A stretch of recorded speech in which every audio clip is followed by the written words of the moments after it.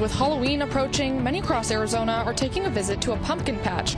But pumpkin farmers have had a tough time this year growing the orange fruit. We'll tell you why. And the Latino community in Arizona prepares for another celebration, Day of the Dead. How people in Arizona are celebrating their loved ones with traditions. And the terror of the Big 12, Sun Devils women's volleyball coach J.J. Van Niel has a few tricks up his sleeve as his team continues to frighten their opponents.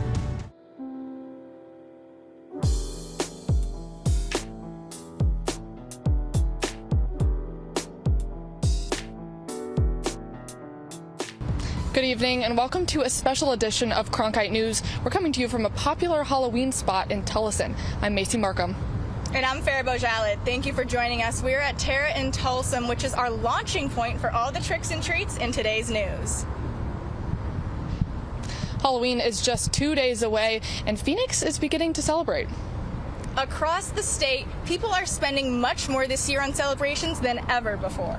I know my costume was pricey. Yeah, I ordered mine last night, so overnight coming in. The National Retail Federation estimates the U.S. will spend $13.1 billion on Halloween costumes. That tops last year's by $1.5 billion. To break that number down, that means $114 per trick-or-treaters. And throughout the show today, we'll continue to break that down with the big total cost from you, from how much people will spend on pumpkins to haunted attractions people are visiting. And one thing people are always spending money on this time of year is pumpkins. Absolutely. We know it's fall when we start to see pumpkins everywhere. Whether it's to carve jack-o'-lanterns or go make pumpkin pie, growing pumpkins in the desert is not so easy. Our Cronkite News reporter, Kira Seepy, has talked to a number of farmers. She joins us here in Tolleson. Kira, have recent rains impacted pumpkin farming this year? Yeah, Macy, the drought in Arizona is so bad that even after that unusually high rainfall we had, it has not been enough to make up for the long, dry months the farmers have faced. Sunny, but like rainy. Rainy, but good. Recent storms brought both relief and challenges to Arizona's agriculture.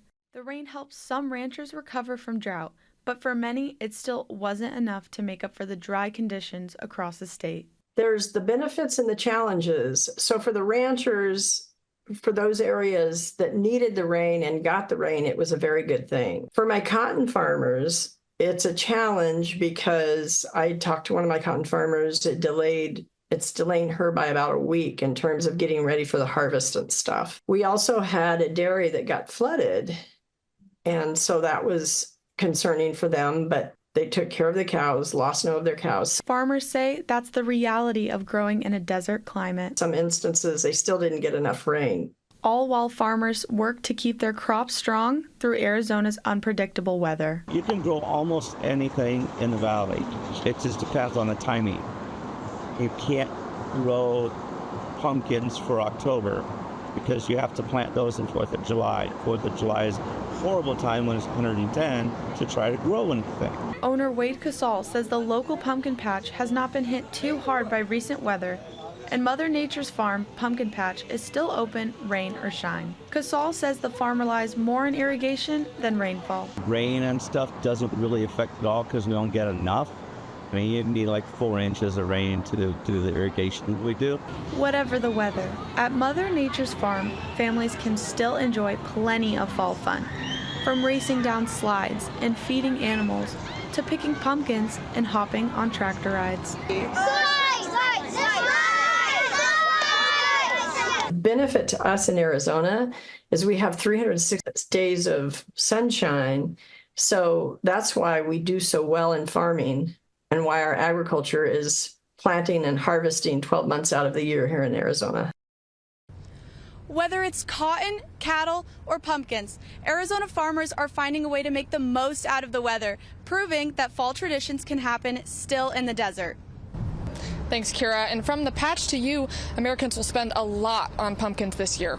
Americans will be spending $8.3 million on pumpkins this year, and 46% of people will be turning those pumpkins into jack-o'-lanterns. And another way people like to get spooked this season is through haunted houses. 24% of Americans are headed to face their fears at attractions just like the one we're at today. Fall isn't just for Halloween. There are several celebrations coming up in October and November. Dia de los Muertos is one of those celebrations. During this time, families honor loved ones who have passed. And this celebration is marked with marigolds, sweet bread, and colorful decorations. Kennedy Humble attended a Dia de los Muertos festival in Mesa and learned more about how the celebrations are different this year. Music, sugar skulls, and masks. These are a few things that you might find at a Dia de los Muertos celebration in the Valley. It means to honor our ancestors, that have passed away. We feel closer to family. Across Arizona, Dia de los Muertos is bringing generations together to celebrate life after death. Across the country, some of these events are being canceled due to the fear of ICE raids. We're living under very hard conditions. Salvador Reza is an organizer of the El Barrio Defense Committees across Phoenix.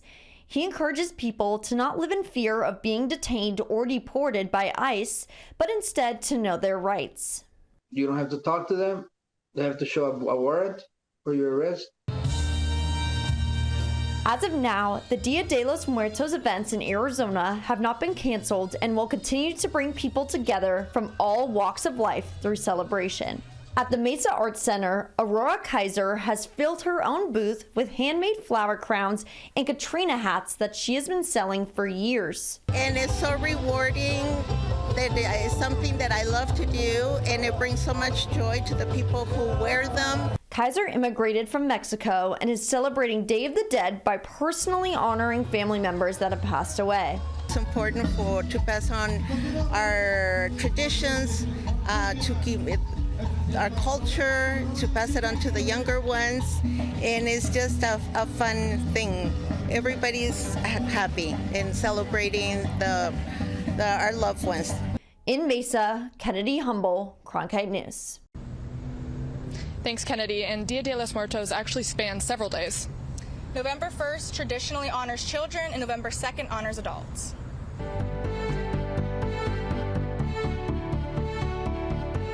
In local news, the official in charge of ICE deportation in Phoenix has been removed as a part of a wider change in ICE leadership nationwide, according to the Washington Examiner.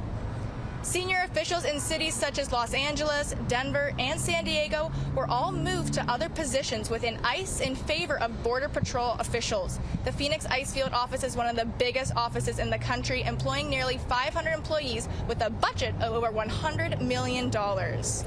Today marks 36 days since Adelita Grijalva won her congressional race, but she still has yet to be sworn in, making it the longest period of time a member of Congress has had to wait to be sworn in. The record was last held by California Representative Jimmy Gomez at 35 days in 2017. The delay was caused by an issue in Gomez's family. House Speaker Mike Johnson has blamed the ongoing shutdown for the delay in swearing Grijalva in. And coming up next, a look at the news headlines from around the world, including an update on the jewelry heist at the Louvre.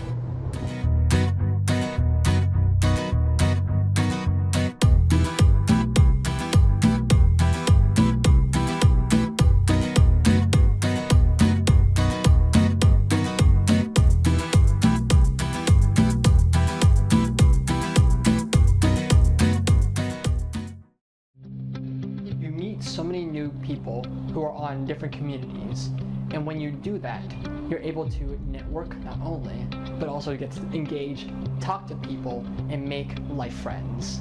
I think that definitely surprised me, the community that I would find, because I wasn't really expecting it. I was like, freedom. Friendly. Nice. I'd say cozy.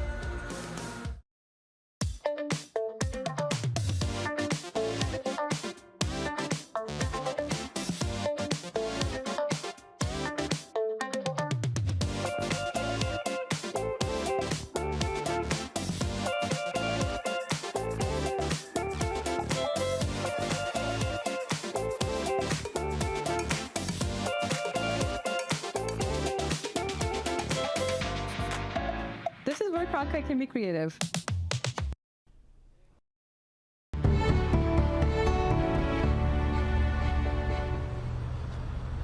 President Trump is in South Korea today to meet with the country's president and other leaders as they reach a trade agreement.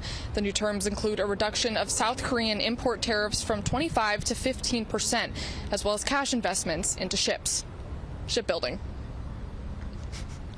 The two countries also discussed a variety of topics, including military pacts and peace between North and South Korea. President Trump also received an award for his peacemaking efforts in the Korean Peninsula. To be the first president of the United States that got that was really something very special. So I appreciate it very much, and I won't forget the trip. Trump will now head to China to meet with President Xi Jinping as he wraps up his tour of Asia. In Paris, prosecutors say 2 suspects from the Louvre heist have at least partially admitted to being involved. The alleged thieves were able to steal jewels from the museum valued at around $100 million. The 2 suspects now face charges of theft committed by an organization, gang, and criminal conspiracy. Hurricane Melissa has moved away from Cuba and is now headed for the Bahamas. The storm is now a Category 2 hurricane with top wind speeds of 100 miles per hour. The hurricane is forecasted to hit the Bahamas today. Hurricane warnings are currently in effect in the area. The Federal Reserve has announced another cut to its key interest rate today. The decision has brought rates down from 4.1% to about 3.9%, and this marks another attempt at managing economic growth. While inflation is elevated, federal officials have hinted at another potential rate cut in December. With everyone out for Halloween this weekend, the roads will be busy. The risk of dangerous driving is highest at this time of year. In fact, according to ADOT, October is the highest time for crashes in Arizona. There are 10,932 crashes in October. Average about 100 to 5 of those are fatal. In Mesa, police will be rolling out a DUI task force this Halloween weekend. Officers will be out beginning tomorrow and last until Saturday night. Officials say the goal is to reduce fatal collisions. Will it be a nice night to trick-or-treat? I'll be happy if it's not in the triple digits. Yeah, I sure hope so. I'm going to be in my full Sully Monsters, Inc. costume, so we'll see. Edward Neiman gives us a look at what it's going to be like now joining us in Tolleson. Thanks, guys. It's been a breezy and warm afternoon out here in Tolleson, but temperatures slated to cool down as we move to the evening hours. 7 o'clock hour, your temperatures down in the lower 80s, and we'll cool all the way down to 76 degrees at 10 o'clock. Winds light, 6 miles an hour out of the east-northeast. Clear skies for your Wednesday evening. Low temperatures for tomorrow, 62 degrees in the Phoenix metro area. Cooler up north at Sedona, 51 degrees, and then at the Grand Canyon, below freezing, 25 degrees for your low temperature tomorrow. High temperatures a little bit above average for this time of year out here in Phoenix. 90 degrees west in Yuma, a little warmer at 93 degrees, and down in Tucson your high temperature for tomorrow is 89 degrees. Up north of the Grand Canyon, you'll warm back up to 69 degrees.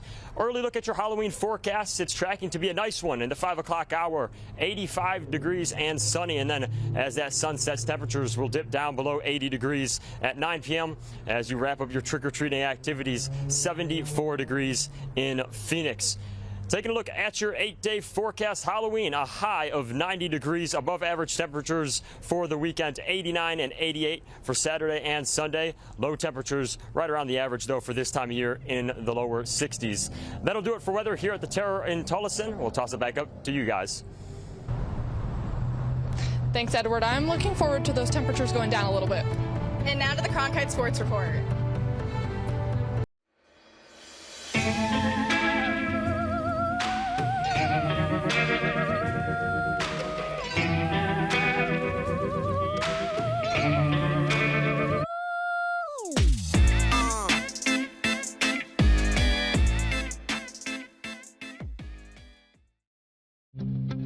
You meet so many new people who are on different communities, and when you do that, you're able to network not only, but also get to engage, talk to people, and make life friends. I think that definitely surprised me, the community that I would find, because I wasn't really expecting it. I was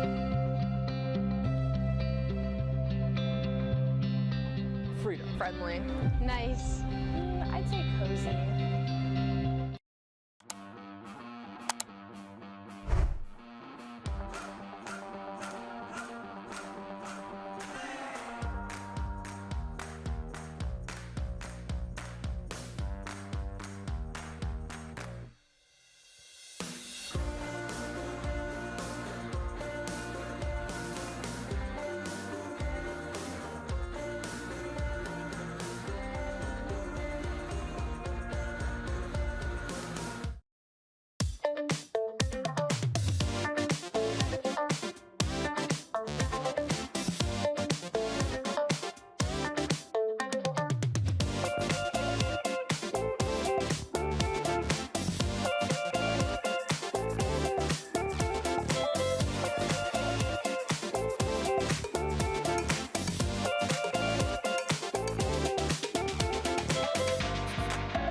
This is where Cronkite can be creative.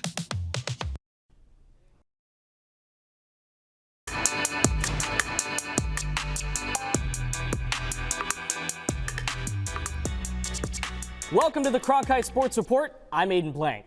We start tonight with one of the top teams in the Valley. The 6th-ranked Sun Devil volleyball team has been the terror of the Big 12, going undefeated in conference play so far. They prepare to face another top team in the 13th-ranked TCU Horned Frogs, and they're having a little bit of fun doing it.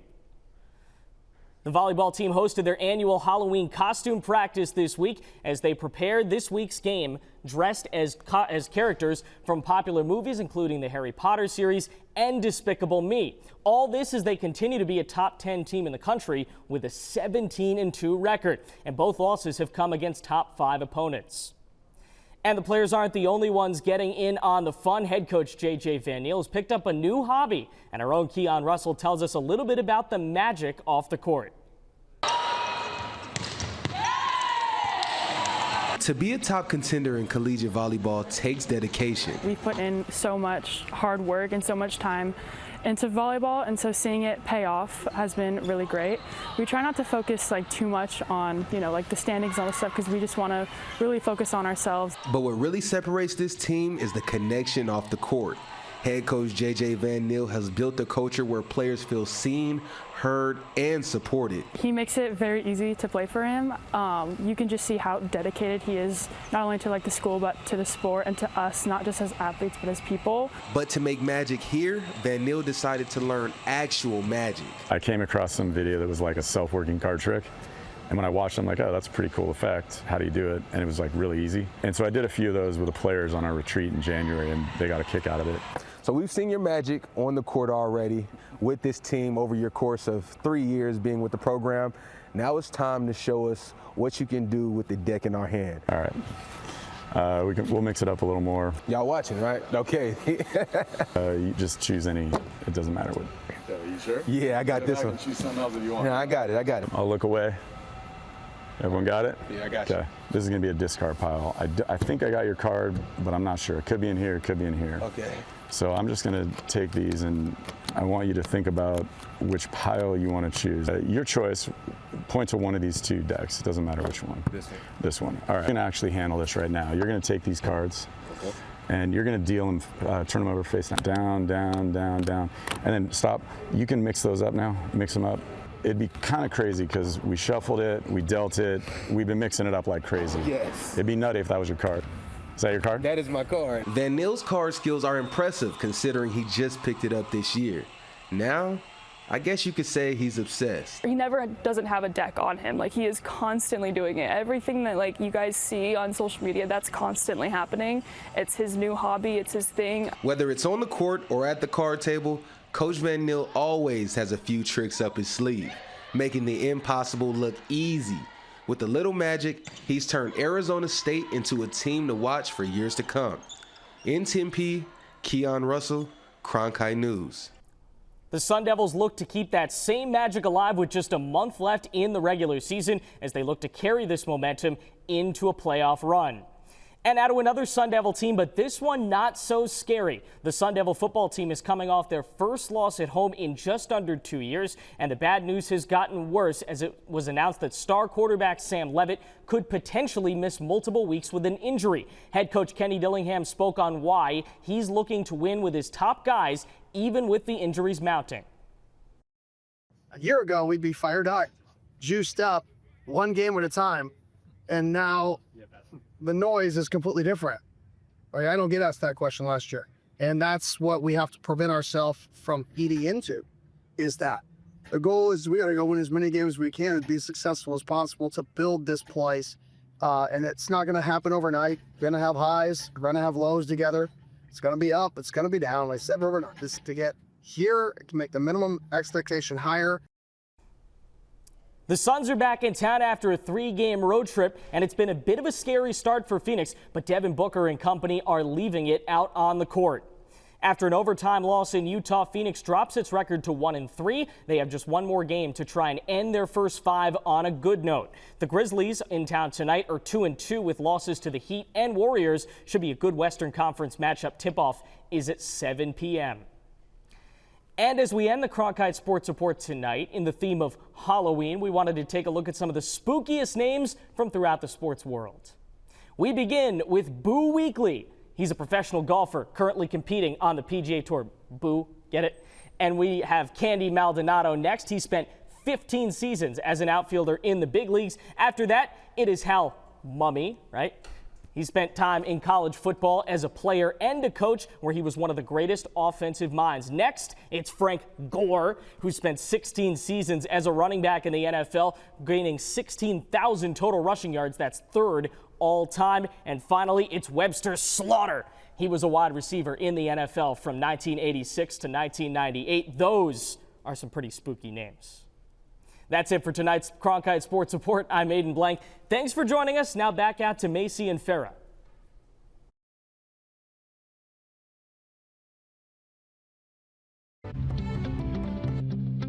You meet so many new people who are on different communities, and when you do that, you're able to network not only, but also get to engage, talk to people, and make life friends.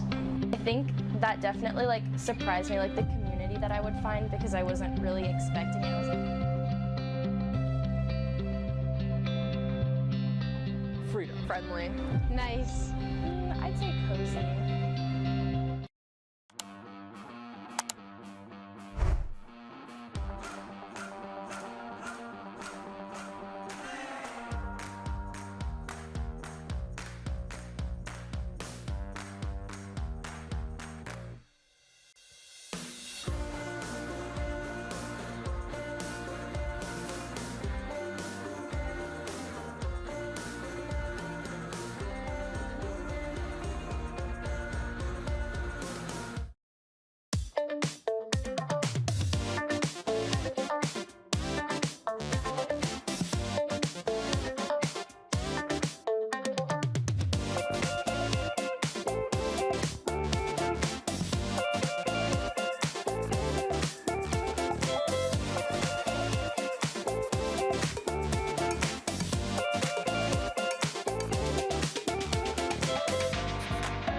This is where Cronkite can be creative.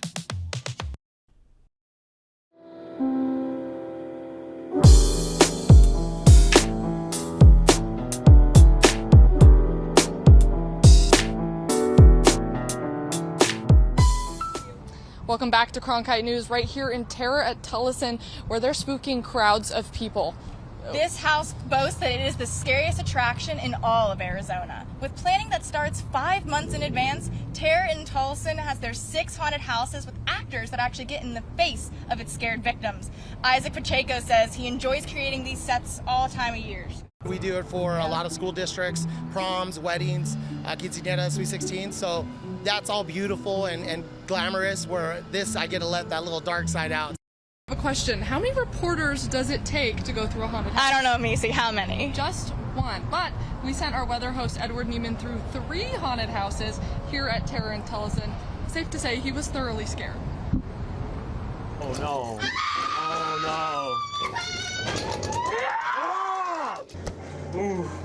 no. Oh, man. Okay. All right, we're really doing this. You know, it's like my heart is racing now, and this is where they want to... I'm getting that false sense of comfort, but this has been good. This has been really good. Oh! Man. I have like entourage following me now. Oh! Oh, you again. Oh, my goodness. Oh! Go. Oh! Oh, no. How's it going, Edward? It's going great. You having a good time? I'm having a great time. I'm having a great time. Oh!